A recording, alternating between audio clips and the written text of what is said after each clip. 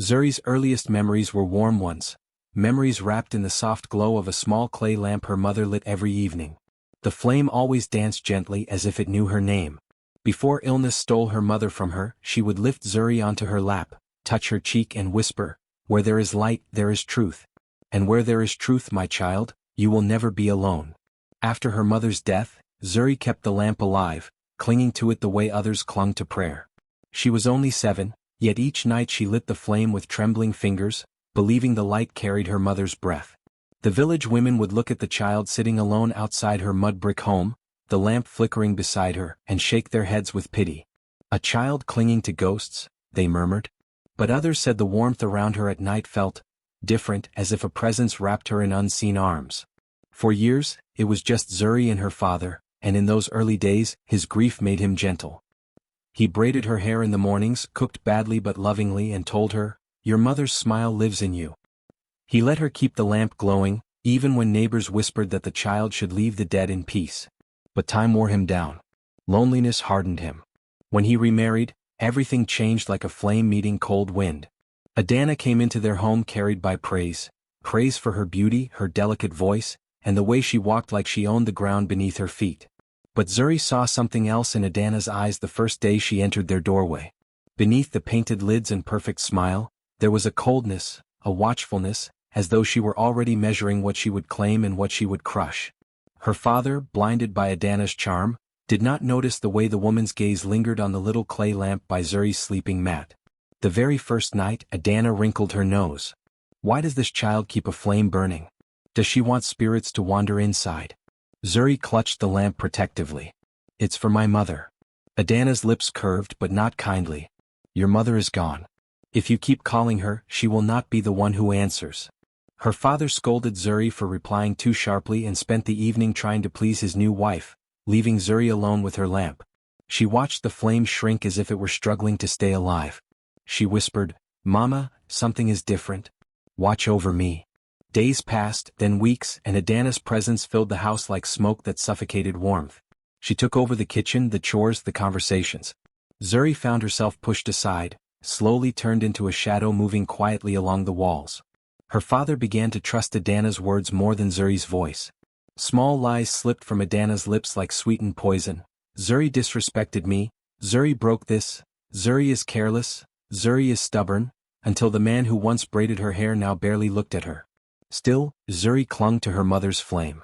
She lit it every night in secret when Adana slept, whispering prayers into the fire. But Adana was not asleep. She watched from behind the doorway, jealousy twisting her features. That night she told Zuri's father, "Your daughter is calling spirits. She wants to bring misfortune into our home." Zuri's father frowned, uneasy. "She is only remembering her mother." "Then let her remember in silence," Adana said, touching his arm, her voice dripping honey. "A stepchild must learn her place." Zuri did not understand what "her place" meant until the chores doubled, then tripled. Every morning before the sun touched the sky, she swept the compound, washed Adana's wrappers, carried water from the far stream, and pounded yam until her arms stung. Adana sat in the shade, painting her nails with red palm dye, watching with satisfaction. When Zuri finally sat down to rest, Adana kicked dust toward her mat and said, "Do not sit there. Sit where shadows belong." The lamp became Zuri's only comfort, the only reminder that somewhere beyond the cruelty, her mother's spirit still burned. She hid it under her wrapper during chores, protecting it like a living creature. Sometimes she would place it near her heart and feel warmth spread through her chest. But even the flame seemed to sense danger. It flickered nervously whenever Adana entered the room. One evening, as the sun bled into the horizon and the village gathered for supper, Zuri lit the flame again and whispered softly into it. She spoke of the loneliness swallowing her, of the way her father no longer noticed when she was hurting, of Adana's growing cruelty. The flame flickered higher, as though answering in a language only she could hear. She felt a strange comfort then, a feeling that she was not talking to herself but to someone who still cared. That was the moment Adana stepped into the doorway, her eyes gleaming like a predator catching its prey. "So this is what you are doing," she said quietly. Too quietly. Zuri froze. Adana stepped forward, her shadow covering the flame. "You dare keep a dead woman alive in my house?" Zuri cradled the lamp, trembling. "It's just a memory." "No. It is defiance." For a moment the wind howled outside, and the flame stretched upward as if trying to defend Zuri. Adana watched the glow with hatred curling across her face. A child should not hold more light than a grown woman. Remember that. She turned away, but her words lingered like smoke. Zuri sat holding her lamp, staring into it until her eyes stung with tears. "Mama," she whispered shakily, "the house has grown cold. Please, watch over me." The flame quivered, then steadied as if promising it would not leave her. Zuri didn't yet know that the flame she clung to so tightly would soon shatter, turn to ash, and be forced down her throat. But neither did she know that from those ashes, something far more powerful was preparing to rise. The coldness in the house did not arrive suddenly. It crept in quietly, like a shadow stretching longer each day. Zuri felt it in the mornings when she woke before dawn to begin her chores, in the way Adana's eyes followed her movements, calculating and suspicious. She felt it in the evenings when her father returned home, exhausted and distracted, listening more closely to Adana's complaints than to Zuri's trembling explanations. It was as though every warm memory she had of him was slowly being covered in frost. Adana's jealousy did not burn hot. It burned slow, controlled, patient, the kind that watched and waited for the perfect moment to strike. And what fueled it most was the lamp. Zuri's small flame, her last comfort, became the symbol of everything Adana hated. The memory of the woman who came before her, the love she could never replace, the child whose quiet resilience was a threat to her fragile pride. One evening, Zuri returned from the stream with a heavy clay pot balanced on her head. Her neck ached, her arms trembled, and the cold water sloshed down her back, soaking her wrapper. She set the pot down gently, catching her breath. Adana watched her with a tilted head like someone inspecting a tool, checking for cracks. "You're slow," Adana said, not looking up from the beads she was threading. "You wasted half the day bringing water." Zuri swallowed her fatigue. "The path was muddy. I slipped." "You always have excuses." Adana clicked her tongue and motioned to another pile of laundry. "Wash these too. Your father must not see me wearing a single dusty cloth." Zuri did as she was told, scrubbing until her knuckles stung. As she worked, she noticed Adana's eyes drifting toward the corner of the hut where Zuri kept her lamp hidden beneath folded cloth. Every time Adana's gaze lingered, Zuri's heart tightened. She tried to work faster, hoping it would draw the woman's attention elsewhere, but nothing she did softened that cold stare. When her father returned that night, Zuri hoped, just once, that he would look at her with the warmth he used to have. Instead, he brushed past her without a word, pulling Adana into an embrace. Adana pretended to be tired, leaning into him as though she had spent the whole day toiling, while Zuri stood awkwardly behind them, her damp fingers curled into tight fists. "Your daughter has been stubborn again," Adana said casually. Her father's shoulders stiffened. "Zuri, what did you do?" Zuri opened her mouth, but Adana sighed dramatically, cutting her off. "I don't want to cause trouble. The child is just too attached to the past. She keeps bringing her mother's spirit into our home. It's not healthy. It brings darkness." Zuri felt her heart drop. Darkness? Her mother's memory was the only light she had left. Her father's voice hardened. "Zuri, is this true?" "No," Zuri whispered. "I only... You see," Adana murmured, touching his arm. "She's even lying now." Zuri lowered her gaze. No matter what she said, Adana twisted it. That night, when the entire house slept, Zuri quietly uncovered her lamp. Her hands trembled as she lit it, shielding the flame with her palm. As the warm glow filled her small sleeping space, tears slipped down her face. She whispered everything she had swallowed all day, not because she expected an answer, but because speaking into the flame made her feel alive. But the whispering wasn't as quiet as she thought. Adana stood outside the doorway again, listening. The next morning, Adana began a new routine. She sent Zuri further from home to fetch water, wait longer to be fed, scrub twice as many clothes, smash shea nuts until her arms throbbed. She looked for small ways to exhaust her. And each night, she pretended to sleep, watching for the flicker of forbidden light from Zuri's corner. Zuri grew thinner. The flame grew dimmer. One afternoon, Zuri was sweeping the compound when she overheard Adana speaking to an old woman at the gate. The old woman asked, "Why do you look so troubled, Adana?" Adana forced a sad expression. "It's my husband's daughter. She is unusual. I fear she may be tied to spirits." Zuri froze mid-sweep. "Oh?" the old woman asked, lowering her voice. "The child? How?" Adana sighed, pressing a hand dramatically to her chest.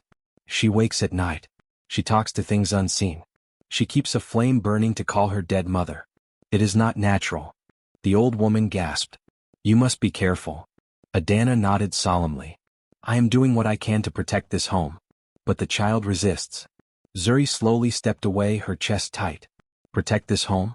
Adana was twisting her love for her mother into something dangerous. And the village would believe her. Adults always believed other adults, not children. That night, Adana came into Zuri's space without warning. Zuri jumped, instinctively hiding her lamp. Adana's smile was sharp. Do you think I don't hear you whispering to that flame? She said softly, almost kindly, but her eyes glinted like knives. Do you think light belongs to you alone? Zuri hugged her knees, saying nothing.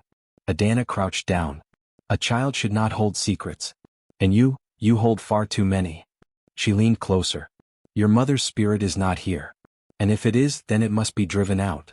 Zuri's breath hitched. Why do you hate me so much? Adana stood slowly. Because you carry a light that does not belong to you. She turned away, walking out with that cold grace that made Zuri feel small. Later that night, in the quiet darkness, Zuri lit her lamp again. She didn't whisper this time. She didn't pray. She simply stared at the flame and let her tears fall. The flame trembled, struggling against the growing tension in the house, and Zuri had no idea that Adana's jealousy was about to find a crueler shape, one that would shatter everything and bury her innocence under a pile of ash. The moon hung low over the village festival, swollen and red like an omen. Drums boomed, dancers twirled in painted masks, and laughter spilled into the dust-filled air. But Zuri stood barefoot at the edge of it all, a clay jug balanced on her shoulder, her toes pressed painfully against the gravel. The other girls wore bright wrappers and beaded anklets. Zuri wore the same faded cloth her stepmother, Adana, had thrown at her in the morning. Adana made sure everyone saw her like that. Move faster, she hissed, loud enough for nearby women to hear. The guests are thirsty. Do you think you are a princess here? Zuri lowered her head and moved from group to group, serving bowls of kunu and trays of roasted yam.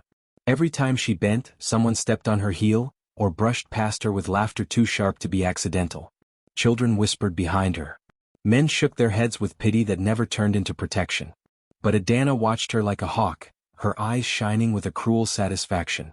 She wanted Zuri small, invisible, broken. When the drums reached their peak and the dancers lifted flaming torches, Adana clapped her hands sharply. Zuri, come here. Zuri obeyed, setting down her empty tray and walking quickly, though each step sent a sting through her bare feet. Look at yourself, Adana said, circling her. You are a daughter of this house, yet you walk like a beggar. Do you enjoy embarrassing us? Zuri kept her eyes on the ground. I'm trying, Mama. Do not call me that, Adana snapped. I'm not your mother. And your father will not save you, so do not look at him. Zuri's father stood only a few meters away, his face stiff, his jaw twitching. He opened his mouth once as though to speak, but Adana shot him a single glare and whatever courage he had melted to nothing. The drums continued. The flames rose. And Zuri stood alone in the center of all of it, humiliated until the night bled into silence. When the villagers finally drifted home, Adana grabbed Zuri's wrist and dragged her toward the house. Her nails bit into Zuri's skin, but she didn't resist. Resisting only made things worse. Fighting back meant she wouldn't eat. Fighting back meant she would face something darker than hunger. Inside the compound, the warm festival glow faded. Shadows crept across the walls. Adana's voice dropped into a low, venomous whisper. You think you are strong. I see the way you look at me with that stubbornness. She snatched Zuri's old oil lamp from the corner. Let me remind you who you are. Before Zuri could speak, Adana raised the lamp and smashed it against the ground. Clay shards scattered, oil splattered, and the small flames sputtered into darkness. Zuri gasped. It was the last thing her mother had saved money to buy before she died. Adana wasn't finished. She walked into Zuri's sleeping space, grabbed the small bundle of belongings Zuri had kept hidden, and dragged them outside. Clothes Zuri had sewn with trembling fingers. A book her mother had read to her. A woven veil her mother wore the day she first carried baby Zuri on her back. Every scrap that still tied Zuri to the woman she barely remembered. No. Zuri fell to her knees. Please, please don't. Adana's face didn't move. You will learn obedience today. She poured kerosene over the pile. The sharp smell filled the air. Then she struck a match. The flame caught instantly, swallowing everything in a greedy orange roar. Zuri's breath hitched as her mother's veil curled into black smoke. Adana stood over the fire, arms crossed as though warming herself on Zuri's heartbreak. When the flames died and only gray ash remained, Adana fetched a gourd. She knelt, scooped the ashes carefully, almost ceremonially, and filled it. Zuri watched in shaking silence, her tears carving paths through the soot on her face. Adana turned toward her slowly, holding the gourd like an offering. "You love your mother so much, isn't that what you said?" Her voice was a soft, cold blade. "Then eat her ashes." Zuri stared, horrified. "No.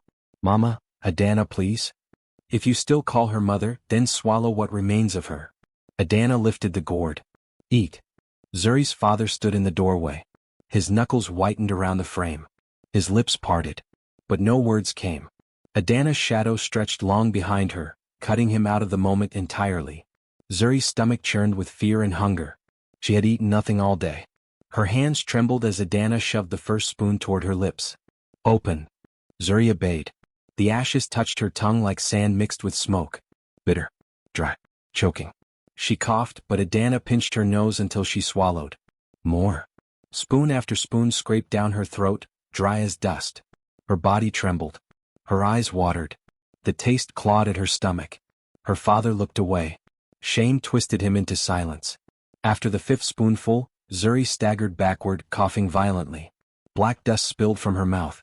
She fell to her knees, struggling to breathe. Adana watched her without flinching. "Good. Maybe now you will learn to forget that woman." But Zuri didn't hear her. A strange heat spread inside her chest, faint but growing. A quiet spark that didn't feel human. She clutched her throat, gasping, feeling something flicker beneath her skin. Her vision blurred. Her body convulsed once, twice, then collapsed onto the earth. For a moment, the night went perfectly still. Then, from deep within Zuri's throat, the ashes glowed faintly, a soft, unnatural ember light, as though the remnants of her mother had awakened, reacting, remembering. A spark no cruelty could kill. A fire quietly being born. Night fell thick and heavy over the compound, the kind of night where even the crickets went silent. Zuri lay curled on her raffia mat, her breath shallow, her throat burning with every swallow. The ashes she had been forced to eat sat inside her like a weight, a darkness she could not name. Her fever rose, twisting the room around her. Shadows bled into smoke. The walls seemed to pulse with a dim red glow. Her skin felt too tight for her bones. Then all at once the world dissolved. She was standing in a vast, swirling haze, smoke rising in spirals, floating like spirits freed from graves. The ground beneath her feet was soft, warm, pulsing like living coal. The air smelled of firewood and old memories. And through the veil of smoke, a figure began to form. A woman, tall, graceful, wrapped in a veil of glowing embers. "Mother?" Zuri whispered, though the word barely held its shape. The figure stepped forward. Her mother's face emerged from the smoke, soft eyes, radiant skin, the same curve of cheek Zuri saw in her own reflection. She lifted a hand, and the smoke curled lovingly around Zuri like a shawl. "My child," the spirit said, her voice a mixture of flame and wind. "They thought the ashes would silence you." Zuri's knees buckled. "She made me eat you. She made me." "Hush." Her mother brushed a hand along Zuri's throat. A trail of orange light followed her touch. "What they fed you was not death, it is the beginning." The air trembled as she spoke. Sparks rose like fireflies. Zuri pressed a hand to her burning chest. "Mother, it hurts." "Because your voice is waking," her mother whispered. "Fire is entering you. My truth is rising inside you. And truth always burns before it shines." The smoke thickened and wrapped around them. Her mother leaned forward and kissed Zuri's forehead, soft as falling ash. "Listen closely," she whispered. "Do not be afraid of the fire. It belongs to you now." The smoke swirled faster, pulling her mother farther and farther away. "Wait," Zuri cried. "Don't go." "You are not alone, my child," her mother said, fading. "Follow the whispers. They will lead you to what was stolen." And then everything collapsed into darkness. Zuri jerked awake, gasping. Her throat still burned, but the burn had changed. It no longer felt like pain. It felt like power, warm and alive, gathering beneath her collarbone like a small flame learning to breathe. She sat up slowly. Her tears fell silently, but they weren't cold. They were warm. Warm like embers. Zuri wiped her cheek, staring at the faint streak of glowing orange across her thumb before it faded. She looked toward the hearth. The leftover ashes from the evening's cooking lay in a small pile, gray and silent. But as she inched closer, she felt something, a vibration, a hum, like the ashes were alive. A whisper rose. Soft, breathless, ancient. Zuri froze. Listen. She leaned forward, heart pounding. Listen, child of fire. Zuri stumbled back in shock, her hands trembling violently. But the whisper didn't stop. The ashes crackled faintly, glowing from within like breathing coals. She wasn't imagining it. She could hear them. She pressed a hand to her chest. The warmth responded, spreading through her bones. Outside, the wind shifted. Adana sat in the courtyard, sharpening a knife, her movements sharp with irritation. Zuri stepped out of the hut, dizzy but drawn toward the open air. As she passed by Adana, the small flame in the lantern beside her flickered wildly, flaring then shrinking like it was afraid. Adana's head snapped up. "What are you doing awake?" she demanded. The flame sputtered again the moment Zuri moved. Adana narrowed her eyes. "What trick are you playing?" Zuri shook her head quickly. "Nothing." But the flame trembled as she spoke, and Adana saw it. A flicker of unease crossed her face, the first crack in her cold confidence. Zuri walked away, her heart racing. She didn't understand it fully, but she felt it. Flames reacted to her. Ashes whispered. Her mother's presence lingered behind her breath. The night grew deeper, and Zuri wandered to the old mango tree at the edge of the compound. She placed her palm on its trunk, eyes closed. The wind around her changed, carrying faint murmurs, like distant voices speaking through smoke. "Too many lies here," the wind sighed. "Too many shadows," another whisper breathed. "A heart killed before its time." Zuri's eyes shot open. She knew what truth sounded like now, like a steady flame, warm and clear. And she knew what lies sounded like, smoky, cracked, disjointed.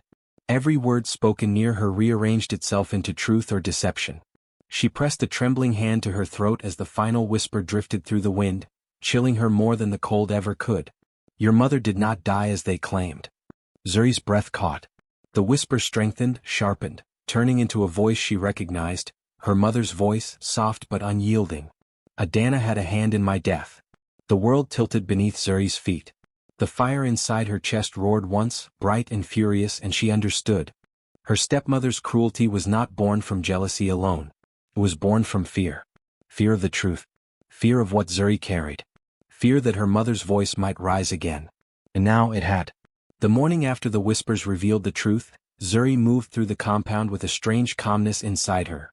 A calmness that did not belong to silence, but to smoldering fire waiting for breath.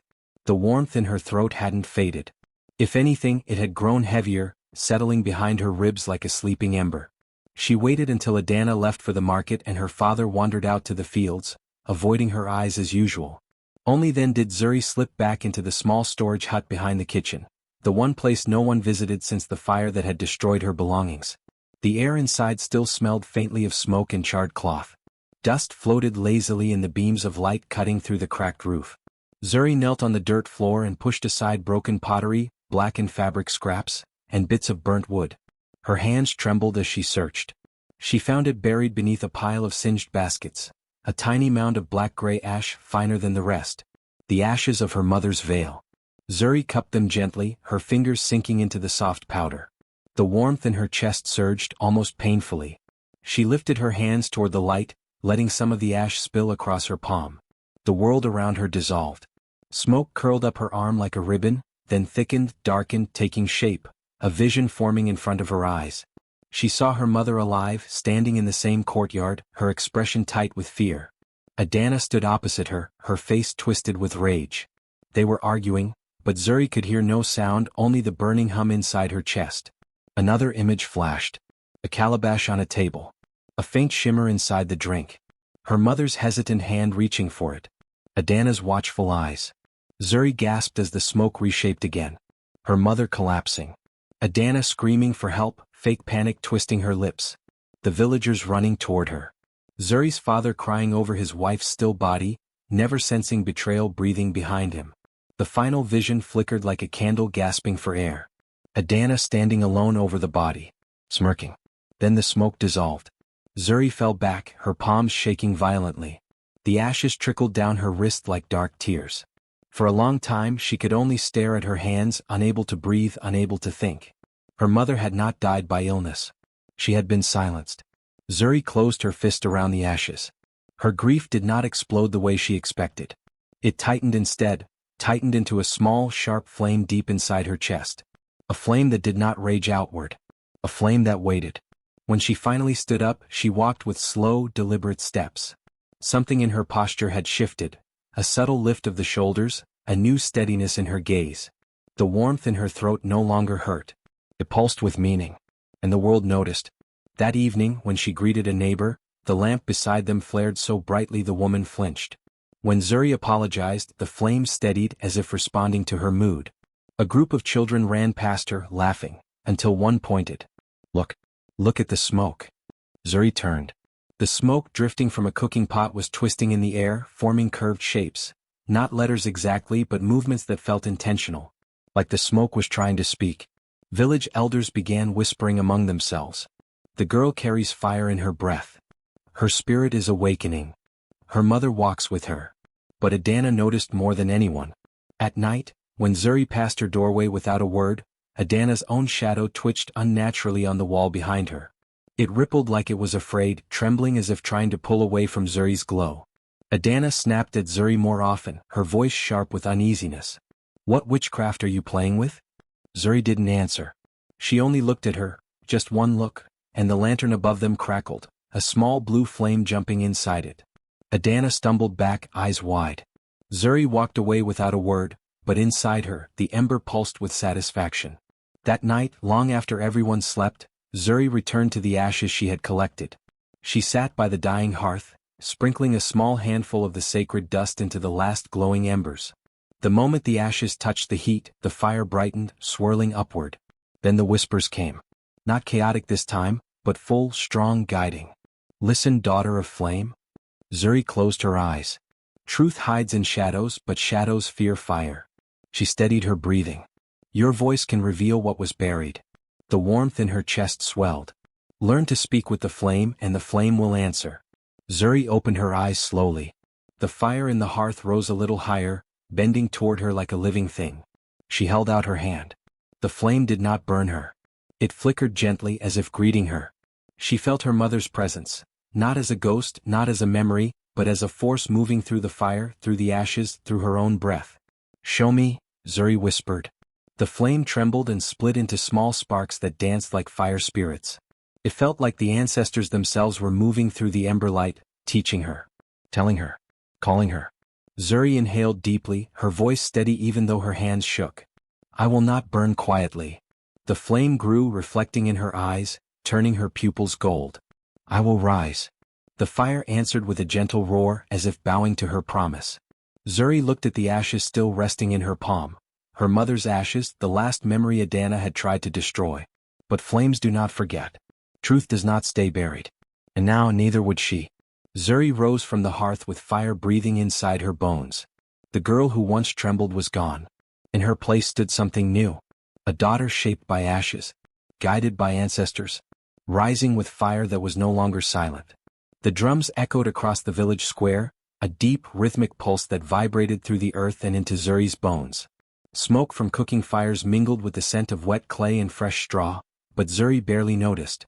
Her eyes were fixed on the center of the gathering, where the villagers had assembled, gossiping and whispering under the flickering torchlight. The air was thick with expectation, curiosity, and fear. Adana stood at the edge of the crowd, her arms folded tightly, lips pressed in a hard line. She had already begun her accusation, her voice sharp and commanding. "This girl brings dark things into our homes. She speaks to spirits. She moves flames with her hands. I say she practices witchcraft, and I demand she be punished." Murmurs rippled through the villagers. Some looked at Zuri with unease. Others squinted, confused, trying to reconcile the frail girl they had seen trembling and bending beneath Adana's cruelty with the rumors now spreading about fires that followed her. Zuri stepped forward, her bare feet silent against the dust. She held the gourd in her hands, the ashes of her mother cupped like a sacred vessel. The crowd gasped at the sight. The gray powder seemed ordinary, yet something about the way she held it made it glow faintly, warm like coals resting in her palms. The wind stopped. The drums stilled. Even the torches seemed to lean toward her, flickering toward the warmth emanating from the ashes. Natural nor entirely of this world. Zuri inhaled deeply. She could feel the ember fire in her chest pulsing in rhythm with her heartbeat. A deep calm settled over her, yet beneath it surged power, raw and consuming. Her voice, when it came, was steady, yet layered with the echoes of her mother's presence, a whisper intertwined with her own. These ashes remember what your tongue buried. The gourd tipped slightly in her hands, and the ashes lifted in a thin spiral of smoke, twisting upward like a living ribbon. Villagers recoiled, but no one moved to stop it. The smoke thickened, coiling higher and spreading outward until it filled the square. Within it, shapes began to form, not just shadows but visions. Adana's eyes widened as she saw the first scene, herself pouring poison into the calabash meant for Zuri's mother. Her hands trembled as she forced the vile liquid across the table. The smoke preserved every detail, the look of fear on Amma's mother's face, the calculated cruelty in Adana's own. Another vision unfolded, Adana whispering to Zuri's father, twisting his mind against his daughter. The villagers could hear the words of deceit carried on the rising smoke, the falsehood she had whispered about Zuri's behavior, her mother, even the flames that had destroyed her belongings. Zuri's hands trembled slightly as she lifted the ashes higher. The smoke now swirled violently, forming shapes of fire in the air, twisting and bending like serpents of truth. She felt the ancestors around her, guiding her, giving her strength. Every lie Adana had spoken rose like a coil of smoke and fire, exposing itself to everyone in the square. The villagers gasped. Some covered their mouths, others fell to their knees. Children screamed in awe, pointing at the floating visions. The elders whispered, wide-eyed, as the smoke revealed each hidden cruelty: the burning of Zuri's clothes, the smashing of her lamp, the humiliation of every festival and feast. Adana tried to step back, her voice cracking. Stop! Stop this nonsense. You are a child. This is lies, illusions. The smoke did not obey her commands. The flames in the gourd reacted to Zuri's resolve, not her fear. They twisted and surged, following Zuri as she advanced toward her stepmother. The fire danced around her feet, forming a path of glowing embers as if truth itself were alive, refusing to be denied. Zuri's voice grew stronger, sharper, carrying across the square with a resonance that made the villagers shiver. You fed me ashes. You thought I would obey silently. You thought the truth could be buried. But fire remembers. Flames do not forget. Adana's lips quivered. She turned to run, but the smoke coiled around her like living chains, each puff a whisper of accusation, poison, betrayal, lies, cruelty. Her shadow stretched across the ground, bending unnaturally as the fire seemed to seek her, marking her guilt with visible heat. The villagers stepped back, some falling to their knees in awe and fear. The wind carried the scent of smoke and burning embers, but it did not harm anyone. The fire responded only to Zuri, bending to her will, speaking her truth and revealing Adana's sins. Zuri raised her hands higher. The smoke twisted into a vortex, showing the moments that had haunted her for years, the nights she was forced to swallow ashes, the ridicule in the village square, her mother's silenced voice pleading for life. Every injustice burned in the swirling flames, every secret cruelty unveiled. Adana screamed, a sound of raw terror as the fire spiraled closer, yet it did not touch her physically, it only revealed. The villagers could see the fear etched into every line of her face, the shame she had carried, hidden behind false pride. Zuri took a slow step forward. The fire and smoke obeyed her, not as a weapon but as a judge. You cannot hide behind lies any longer. Your darkness is mine to show. Your cruelty is revealed. The ashes in her gourd glowed like molten silver, spiraling upward into a pillar of living fire. Within the pillar, the faces of every lie, every betrayal, every stolen smile of her childhood, appeared briefly before dissolving into the light. Adana fell to her knees, trying to cover her eyes, but the fire followed her every movement, a luminous witness that refused denial. No. This is witchcraft. You cannot. Zuri's voice echoed again, unwavering. This is truth. My mother's truth. My voice. Every lie you spoke is seen now. The villagers began to murmur, some trembling, some crying. A few whispered prayers to their ancestors, realizing the power that moved in Zuri was not evil, but justice.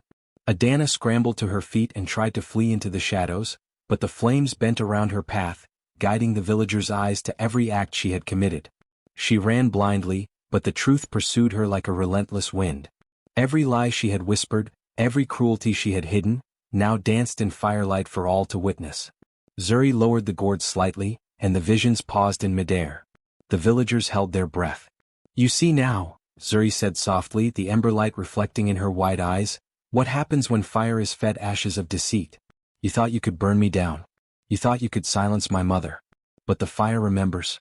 Flames do not forget. And now the truth lives in all of us to see. Adana collapsed fully, shaking, her face pale under the torchlight. She could not deny what she had done. Even the villagers who had once doubted Zuri, now saw every detail, every hidden cruelty with their own eyes. The wind returned, sweeping across the square, carrying the last of the smoke toward the heavens. The pillar of fire dimmed slightly, leaving a warm glow in Zuri's hands. Her heart pounded, but she felt stronger than ever, not just with power but with knowledge, with the unshakable certainty that the truth could not be buried by cruelty, hunger, or fear. Adana's voice was a broken whisper as she crawled backward, defeated. This cannot be, it cannot. Zuri stood tall, letting the gourd rest at her side. The smoke swirled once more, forming the faintest outline of her mother's face, smiling with pride. I will not burn quietly, Zuri said, and for the first time in years she felt free. The villagers parted, some still in awe, others quietly weeping. The fire that had followed her stepmother's lies settled into the gourd, glowing softly, a reminder that injustice cannot last when met with courage. From that night on, the village knew the girl who held fire and ashes, the girl who carried her mother's voice, her truth and her spirit, and no lie could ever go unnoticed again. The village square was silent, heavy with tension, as Zuri stepped forward, holding the gourd of her mother's ashes. The moon hung high, pale and judgmental, its light touching the scattered torches that flickered against the night breeze. Adana's eyes widened, darting around in panic, her proud composure cracking with every step Zuri took. Wind rose suddenly, unbidden, sweeping through the square, swirling dust, stray leaves and small embers from the cooking fires. The villagers stumbled backward, murmuring in awe and fear. The wind was not natural.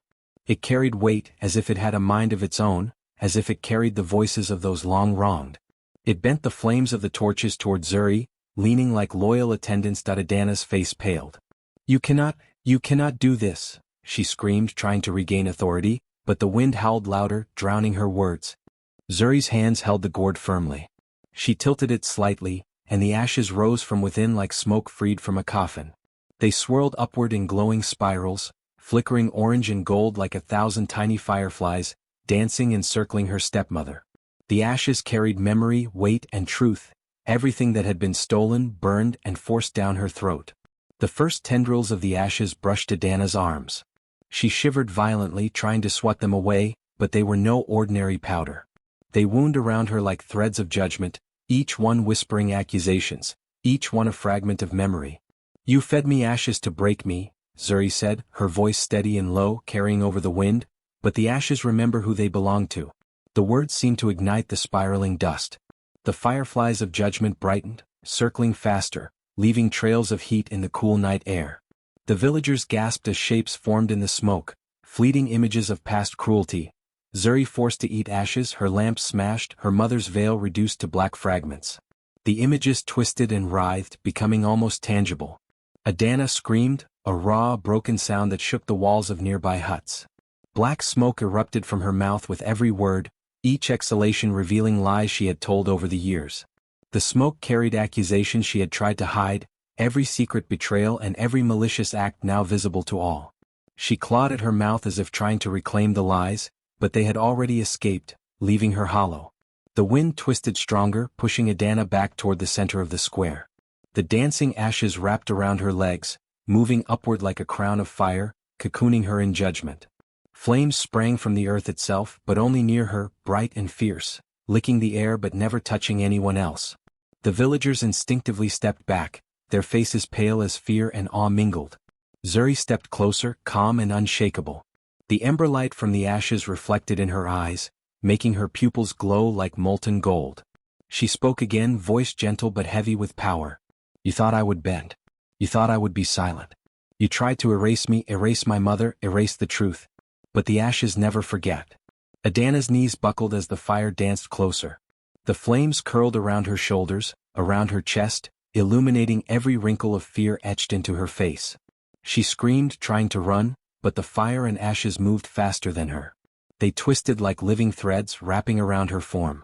The black smoke pouring from her mouth grew thicker, carrying every lie into the air for all to see. Zuri's father stood frozen a few steps away, the realization dawning too late. His lips trembled. Tears rolled down his cheeks as he watched the woman he had married, the woman he had shielded, now trapped by the very darkness he had ignored. Every pang of guilt he had ever felt surged in a tidal wave. He fell to his knees, sobbing, begging silently for forgiveness he knew would not come from Zuri, but from the truth itself. Adana's struggle grew frantic. Her fingers clawed at the air, at the flames, at the swirling fireflies of ashes that had once been her victim's belongings. Every attempt to escape only tightened the cocoon. The ashes twisted around her wrists, shoulders, and chest, scorching without burning her skin, searing her soul instead. Zuri knelt slightly, whispering softly, almost tenderly, as if speaking to the child she had once been. Every cruelty, every lie, every shadow you cast upon me, ends tonight. The ashes pulsed, responding to her voice. The flames flared, then contracted, encasing Adana fully.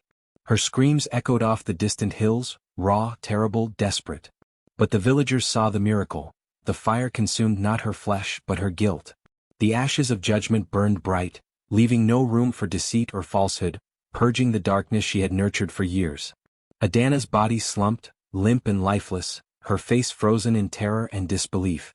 The fire around her died slowly, like embers fading to gray.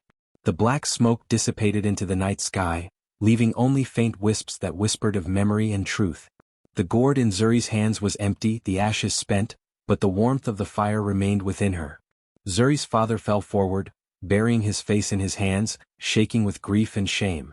Forgive me, he whispered, tears streaming freely. For years he had turned a blind eye, had been complicit in silence, had married cruelty and protected it. And now, the enormity of it pressed down upon him like a weight too heavy to lift. Zuri straightened, looking at the charred remains of her stepmother, at the ashes that had once been her own torment, and then at her father. She did not speak forgiveness. She did not smile. The fire inside her, the truth that had grown from her mother's ashes, did not seek mercy. It sought justice. The villagers remained silent, staring at the aftermath. Children peered from behind their mothers' skirts, elders whispered prayers of thanks, and even the wind seemed to sigh in relief, carrying away the last traces of black smoke. Zuri turned, stepping lightly over the scorched earth, the glow from her eyes dimming to a gentle ember. Her hands still felt the warmth of judgment, the pulse of fire that had risen from her mother's ashes. She did not speak of triumph or vengeance. She only whispered as if promising to herself, "From the ashes, justice rises." The square was quiet except for the soft crackle of dying embers. Adana's reign of terror had ended. Her lies and cruelty had been laid bare, burned away by the very power she had tried to suppress. The village had witnessed a force beyond their understanding, the daughter who had been crushed, silenced, humiliated, and forced to consume ashes, now standing tall, unyielding, and luminous with the truth. And somewhere deep inside Zuri, a faint warmth remained, a promise that the fire, her fire, would never fade. It had been born from suffering, from betrayal, from the ashes of obedience and cruelty. And now it was hers to wield. The villagers began to murmur, voices trembling with awe and reverence. Some knelt, some simply bowed their heads, recognizing in her a power that belonged not to cruelty but to truth. Zuri looked at the night sky, where the smoke from the ashes had vanished among the stars. She felt her mother's presence there, smiling, approving, whispering, "You have risen from what they tried to destroy. You are fire. You are truth. You are remembered." And in that moment, Zuri understood fully, the flames of justice could not be silenced. They could only grow.